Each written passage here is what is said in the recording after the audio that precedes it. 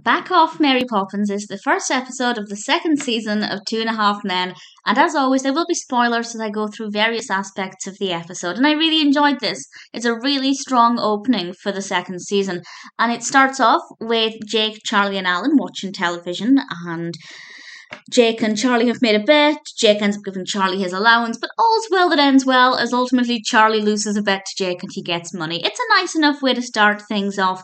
And then Charlie asks Alan to leave the house for that evening because he has some friends over. Alan realizes it's kind of a support group. Charlie is certain it's not a support group.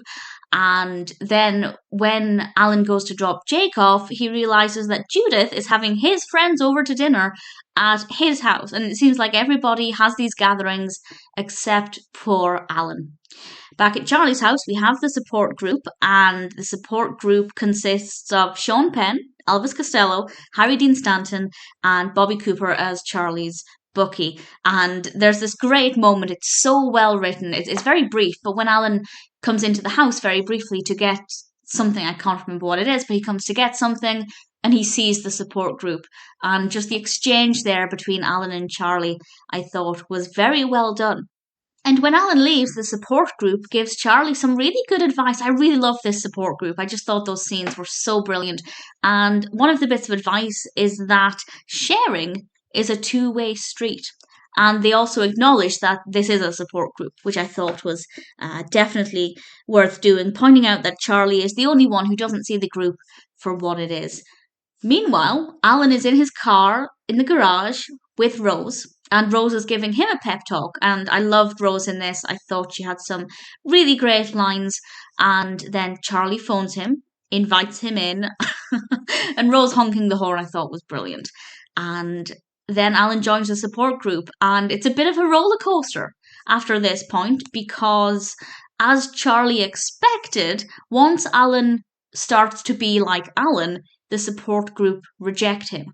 And really movingly, Charlie sticks up for Alan, and he says something, I can't remember the exact words, but he says something like, he's my brother, I can reject him, you can't. Something to that effect, which in itself is a sign of love, and it feels like it was going in a really sweet direction, but then Alan kind of loses it a little bit and starts to rant about how it's too little too late from Charlie, and that, and I quote, I looked forward to the wedgies because it was the only form of love I could get from him. And on the one hand, that's very, very funny, but on the other, it's actually a little bit emotional because a lot of children who are abused by their parents kind of seek out that connection with their parents because it's the only interaction they get. So if you wanted to dig deeper into it, you definitely could. But on the surface, it's obviously very funny. And then we have this beautiful hug and then the wedgie and just the noise that John Cryer makes in that moment